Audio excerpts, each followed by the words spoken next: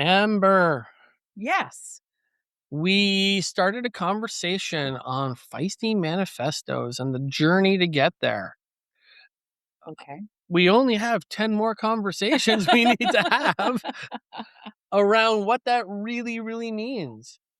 And you said you wanted to start with number one at the beginning, which is a great Yeah, I space. think starting at the beginning is good. Awesome. So for those who haven't read your manifesto, what is the first and prime space number one?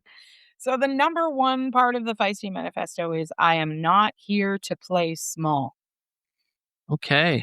And the tagline that I have kind of put to it is I've learned my voice and I will use it with clarity, compassion, and conviction. Okay. Here we are with your voice Yes. going out into a broadcast world with clarity and conviction. And and I'm going to ask this question. I love the word conviction, by the way. It's one of my favorite words. What are you convicted for today around not playing small? I think for me, the personal experience that I am talking about when I talk about I have learned my voice and I would not be afraid to use it. I will not play small. I have to talk about the fact that I did. I did play small. And I would just say as a professional, I was not aware.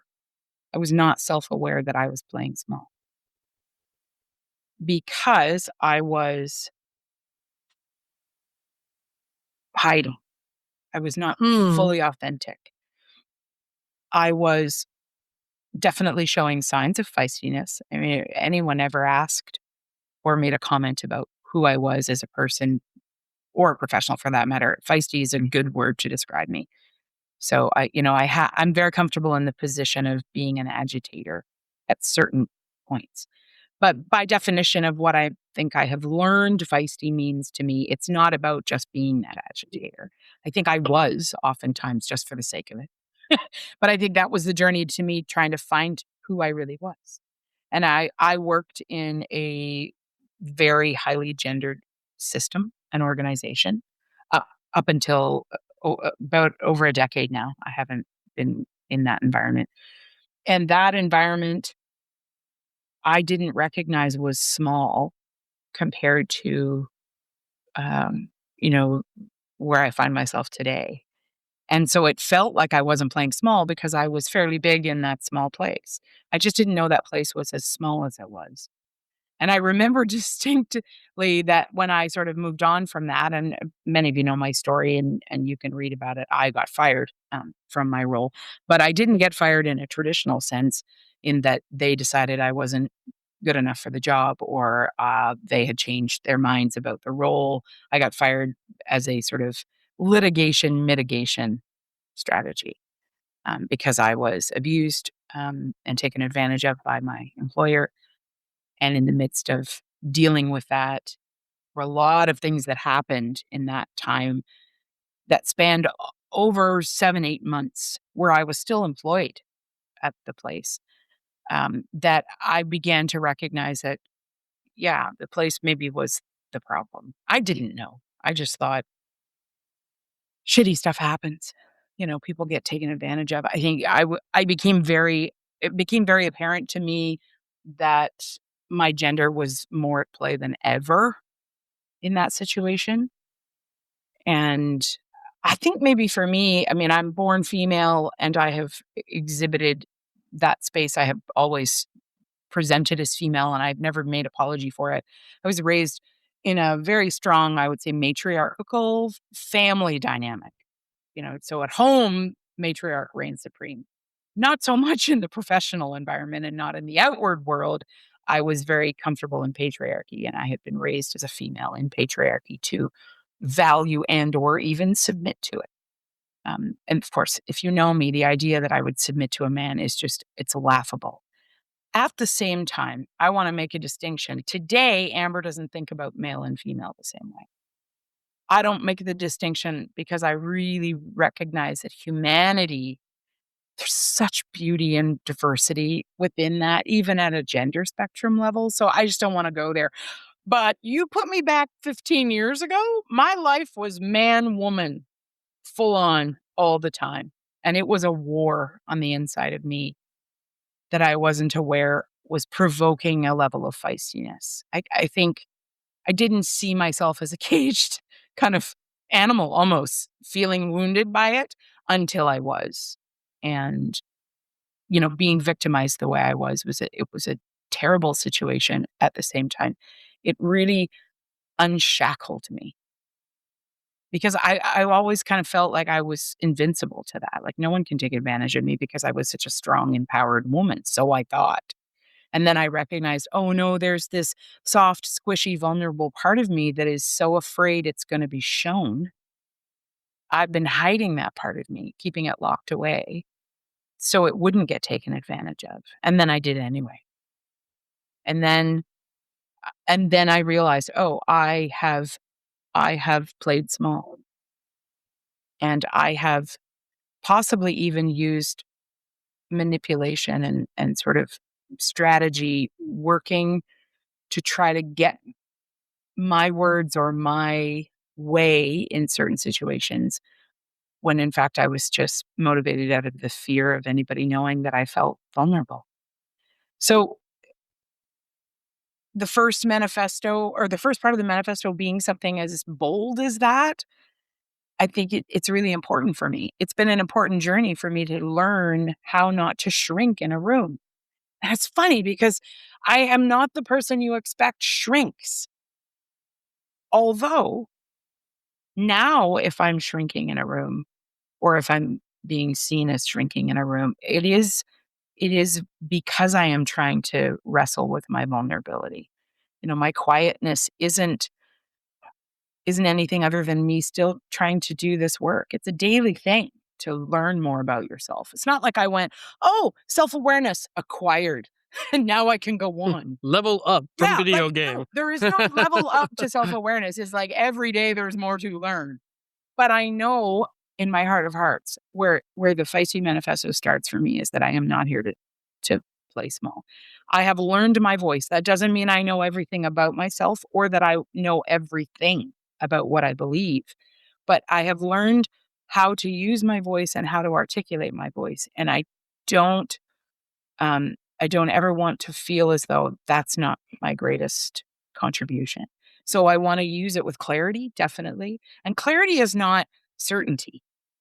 Clarity is just my viewpoint clearly defined. When I talk about communications to my students, I spend a lot of time with executives and I love you guys and you're listening to this and I do. I love you guys, but y'all don't help yourselves by using professional language to the extent that it kind of creates barriers and boundaries for people to hear and understand clearly.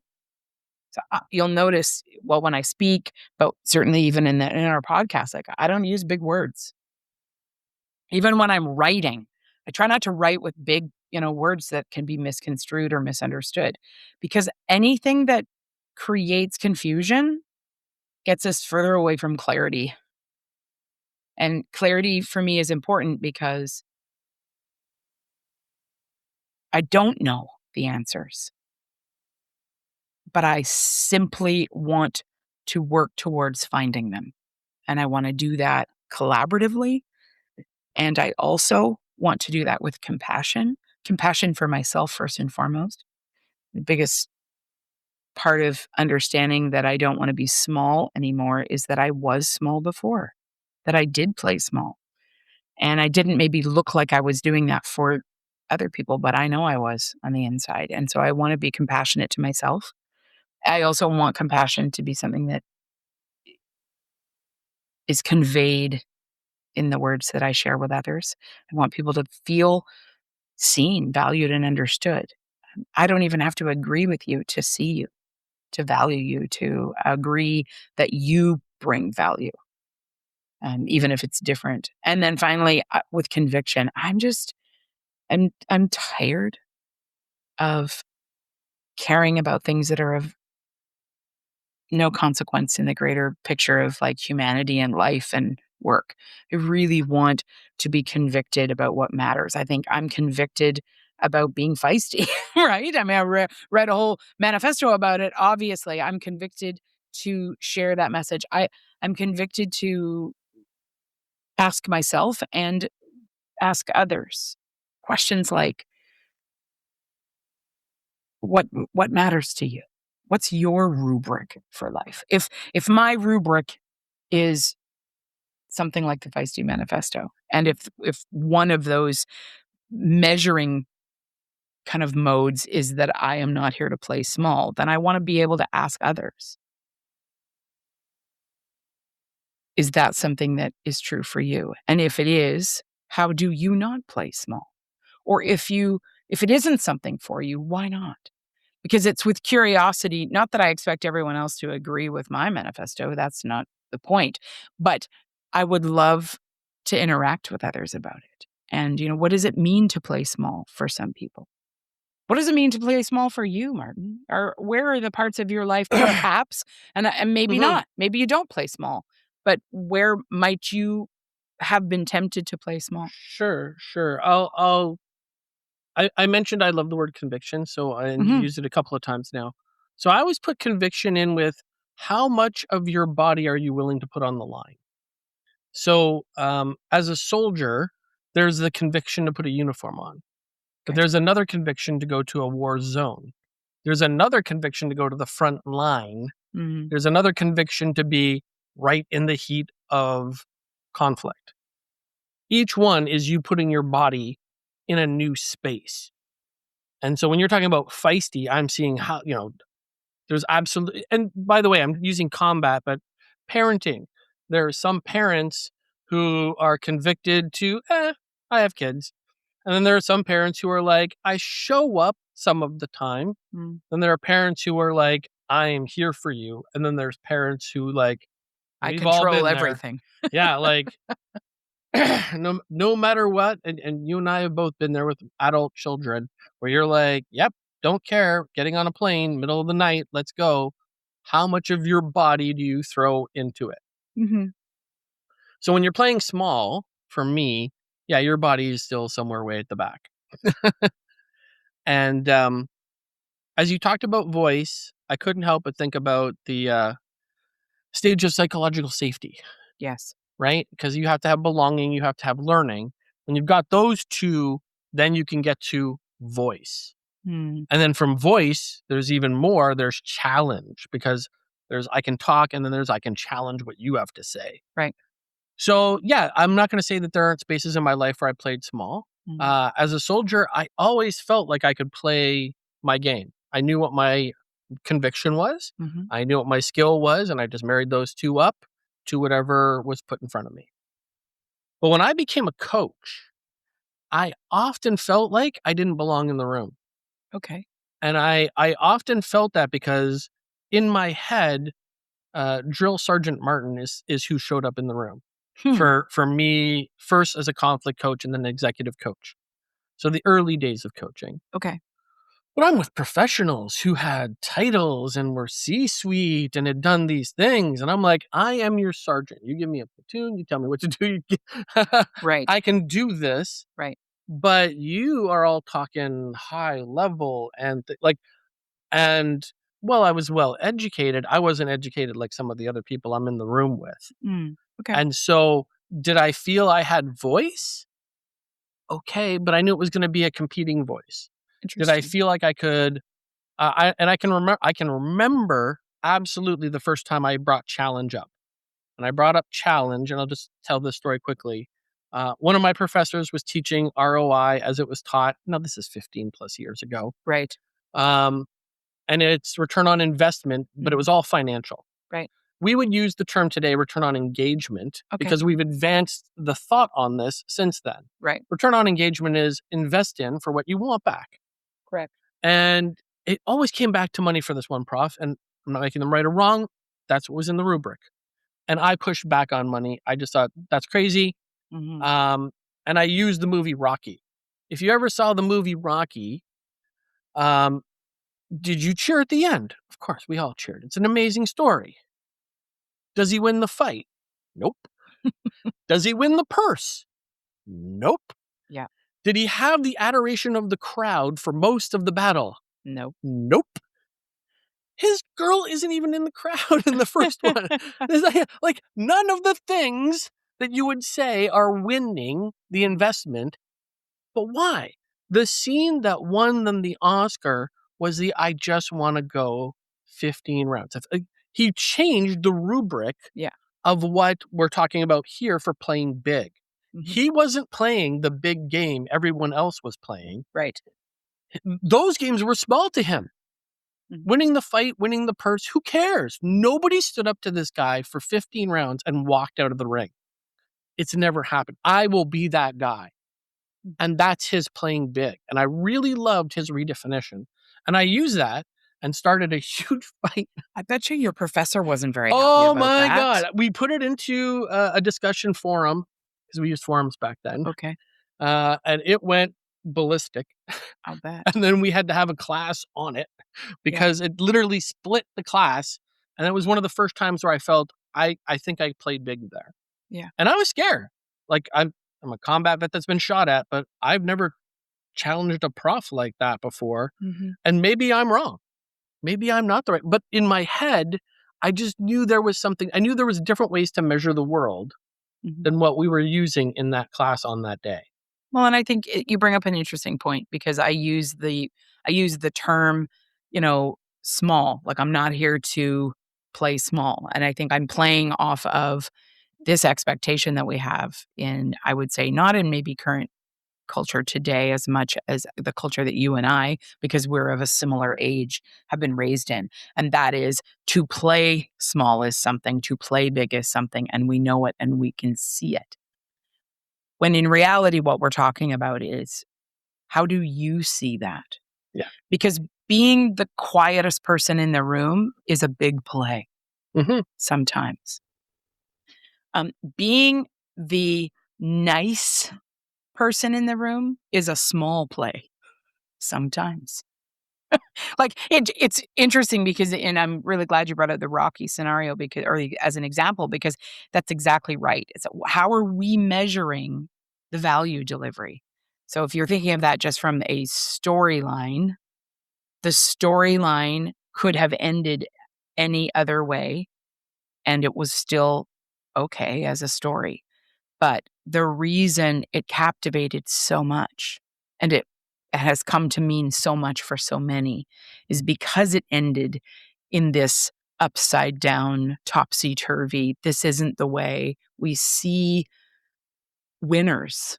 And yet everyone felt, or most I would say felt, this was win. This was the win. The win at the end was that. It was the 15 rounds. It speaks to resilience, actually, very much so. And I think, I don't know, often, certainly when I was writing the manifesto, I don't think I was thinking about resilience as it relates to playing small. But I think I did play small in hindsight. In the moment, I might have been playing the biggest game I knew how in that room. And that's okay because we don't always, well, I certainly didn't have all my faculties that I have today back then because I hadn't had the experience. I didn't, our expert judgment grows based on every life experience we go through, life, work, pleasure, play. We learn, if we're open to it, we can learn all the time. And so how do we define playing small? Sometimes it might look small and it's still a big play. And I think for me, it was this awareness that I will choose. And that's what I didn't do before. I let the room determine. And I spoke a little bit to the gender part. I can speak a lot more to the gender because I was seen as that kind of woman for a good portion of my career. Or if I wasn't seen as that kind of woman, I was expected to be that kind of woman because of how I looked, because of the work environments I found myself in, and oftentimes because of the words I used. But being that kind of woman also meant that people had expectations that feistiness meant I was always going to go in there and stir shit up. And although that may be true and it may actually be what I want to do sometimes, it's why am I doing that? Is it because I want to shake complacency? Is it because I want to narrow in on inefficiency and question it? Is it because I want to press up against or push at your professor's worldview? Because I mean, I'm a professor, so I understand that everybody's bias or worldview means that they only and can only speak from their own bias and worldview. And then, of course, if they're closed to others, in the case of your example, it's like, well, of course, money matters. Of course, that's the most important thing. Well, of course, based on what?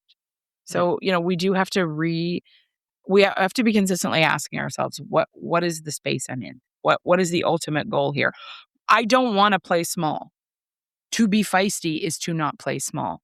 That doesn't mean I'm big everywhere to everyone else's estimation. Well, the word I'm really hearing come out of that, and I just want to bring it back to the story I just told, is developmental stages. Where are we? Right. Because when my granddaughter's playing big or small, that's relative to my granddaughter, Correct. size, age, and experience. And in terms of developmental, I will say this professor and I clearly were not, I would say, friends at that on that stage of our. But we have since become friends, and certainly have each heard each other's arguments differently in the years since because we developed into it. Mhm. And so, um, developmental stages for me and scale, because that's the other thing we're talking about. When you first said the word agitation, I literally saw agitation in my science class when I was like 9, and I watched them heat up a Bunsen burner, and you see all the molecules moving Right. because applying heat, feisty, Yeah. uh, can move molecules in a beaker, but it also moves a cosmos. Correct. So the scale is relative to the game you're playing. And this brings us back to, and with 5 or 6 minutes left, I'm going to call back to a couple of podcasts ago Mm. when we had Azure with us. Oh, yes. And Azure brought in the concept of design, Mhm. that it's not necessarily the scale you're playing to, it's the design you're playing. And I would think that's appropriate for Rocky. Rocky designed a different metric. And so, are you playing big inside your Mm. design is what's coming to mind. With, we've got 5, 6 minutes left. What do you think about that, Amber? I think I wanna just read a quote. So I wrote about my manifesto in my, newsletter, in the last 6 months, and, there's one quote that is what I kind of ended my newsletter edition on this with, and it was, "Stop asking permission to be powerful. The room will adjust." So I think that's my answer to what you just Mhm. said. I was playing small because I was asking permission or waiting for permission to be granted to be powerful in the past. And now on the other side, and in the case of Azure, because I believe Azure was talking about the fact that they recognized they could no longer work in a job that was feeling more and more toxic for them for a lot of reasons, Mhm. physical, emotional, they even mentioned spiritual, and then they finally just said no and they stepped away. And, this was done, a 20 something making that decision and then not choosing to work for a season of time to reduce their overall toxicity to them. That was so impressive to me as a parent, but as a professional. And I realized somehow my kid learned to not play small in that room, to make a new decision and to have the room adjust. One thing I don't think that came up in that conversation, but I would love to add it in here, is the place that they left employment because it was toxic, they still work there today. They actually went back to that place. They have a very small role, but that place handled their need to exit with such integrity, as did they in their choosing to be powerful in that room. The room adjusted. Mhm. And they still have a relationship as a professional, as an employee with that place today, when 5 years ago or 4 years ago, whenever they made that decision, it seemed as though, "Oh, you leave a job, you're never gonna go back. That's it. You're kind of, you're out." And I have been able to witness, no, the room can and will adjust. It's how you show up in that room. It's how you possess your power in that room. And if you do it, if you don't ask for their permission to move on because it's not working for you. But if you simply say to them, this is my situation, this is my context, because of this, I'm making this choice. It's an opportunity for both sides to learn and for rooms to change. I think that's how we will change these conversations. In the case of the Rockies, does it mean then, as a fighter, just to use that analogy, you have to win every time in order to be a successful fighter or for you to desire and continue to want to be a fighter? No. Winning is one part. Resilience, in my experience, is only built when you lose. The winning, my resilience level when I have won at the end of the project has been far less than when I have almost failed or failed the project. The lessons learned, far greater, often far more impactful when we weren't successful. But for me, it's, let's not play small and maybe also define those moments by saying, I don't want to play small in this room. And I'm using this rhetoric because it's what I've chosen in the manifesto, but however you want to say that, say, I don't agree with this decision that's on the table right now. I recognize a decision may need to be made. These are the 3 or 4 or however many points of disagreement that I have, and then let that go. I work with boards as a huge part of my role, and it amazes me how much boards expect everyone has to agree. I'm like, it's not about agreement. It's about, let's not play small. Let's be powerful. Let's say what we need to say, but that's also let's leave that and create that environment where people can, the rooms can adjust.